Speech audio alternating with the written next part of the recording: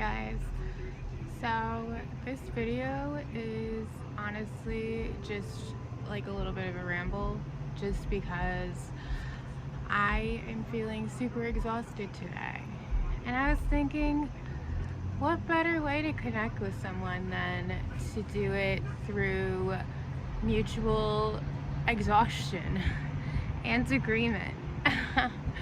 So pretty much I know that there's like a lot of videos out there that are pretty much saying the same thing. Like, I think people are just becoming overwhelmed and exhausted with life, and I totally get that. And if I'm personally honest, I have never been like a work until I die 9 to 5 person willing to just do it, and I'm trying to work towards that because unfortunately in today's world it's like that's the mindset that we need to have. We need to have that mindset because it's just part of life, and that's the unfortunate truth. And if you're here today, it's probably because you saw the title to this video and you relate to it. But for me, I have known since I could remember, like since I was a child, that I did not want to work until I died. Hearing that I would have to work until I was 65 years old until I retired, oh my gosh, that right there took a toll on me mentally. And it's like, when you're a kid, you don't understand really what that means. You just know it just seems so extreme.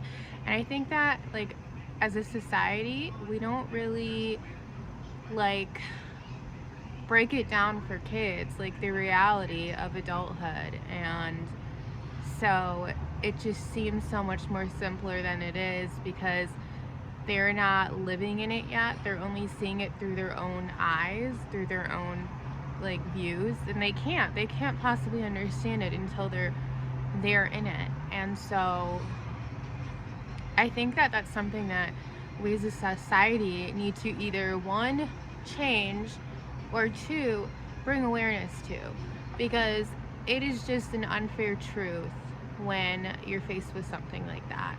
And for me, I didn't become like a mom until a little bit later in life. I was 26 when I got pregnant with my son, and I still was growing up. Even at 26 years old, there was like so much that I just did not know, and I was still struggling at that point in my life with work because I was so unhappy, like doing all of these things and trying to somehow be fulfilled. And so before I got pregnant with my son, I was like doing whatever to make myself feel happy. I was in toxic relationships.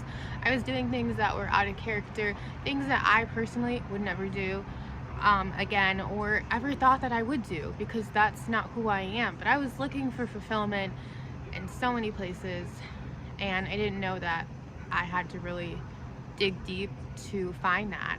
And so now I've done a lot of the work, and I know for me personally, like, who I am. I have a better idea of who I am, of what I want in life, more than I ever did before.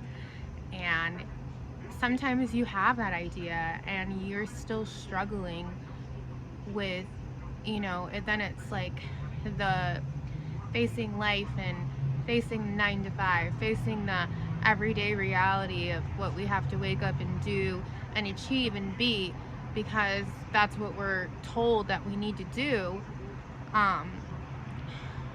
When you are awakened to a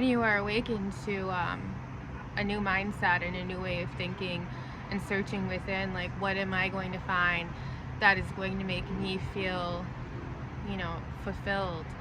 What in life is going to make me truly happy? And searching for that, and And then when you have that idea, it's like the what replaces those other issues in life. um, Suddenly you have these new issues. It's like, how can I bring fruition my own dreams and the things that are going to make me happy, where I'm not just working 9 to 5, working for the man, working for someone else. Because the reality is, when we're working for somebody else's dream. We're not working for our own dream. I mean, some people, they might be fulfilled with just working 9 to 5 and being okay with that. I know there's people out there that are okay with that, and that is totally okay. We need people like you. We need people like you to keep the world going. Like, honestly, we need people with that mindset that's like, okay, I don't mind it. I like working 9 to 5. It gives me something to do. I just like coming home and spending time with my family. And if you are fulfilled doing that, that is perfectly okay. Like, more power to you, honestly. But for me, I just could never be that person. And so I have always been a dreamer in life. And I know there's a lot of dreamers out there. And we're told to keep hush about our dreams because, anytime people hear a dreamer's dreams, they immediately go to that stigma of, oh, that's not going to happen, or you're going to need to put in a lot of work, or really, that's it? Like, that's what you want to do, because they think it's like unrealistic. But if we didn't have dreamers and people that were working towards their dreams, we wouldn't have the successes that we do, the successful people. Because those people were once dreamers. They were once people that maybe were scared just like us, and were like, oh, what do I do? Like, I don't want to work 9 to 5. I have things that I want to achieve and dreams. Like, if I just stay within this cubicle of thought and society, I'm going to be miserable. And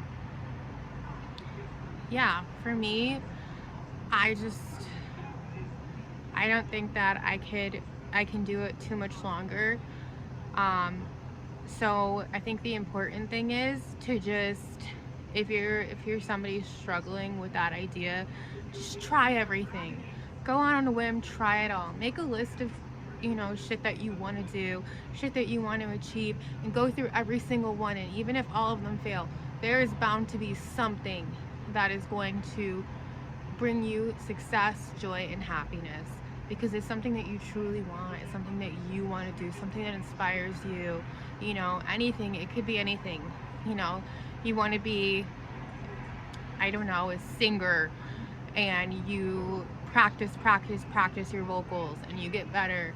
And let's say that doesn't work out for you, but you like writing music, and so you write a bunch of music, and you try to get that like published, and that works out for you. Like, there's so many things that we could do that could make us happy, that could inspire us. And if you don't have something that's already doing that for you, try a bunch of stuff, try a bunch of things. Try it all. And it doesn't matter how long it takes, because in the end, you're just going to be waiting for that 65-year retirement age to hit, to finally rest. So if you can get it done before then, even better.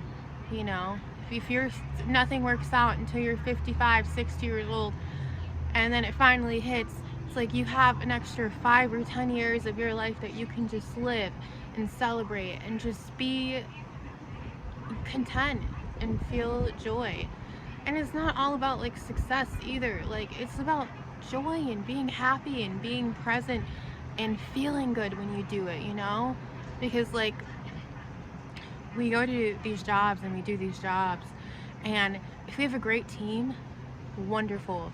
If we have a great manager, wonderful. But the truth of the matter is, most places aren't all they seem to be.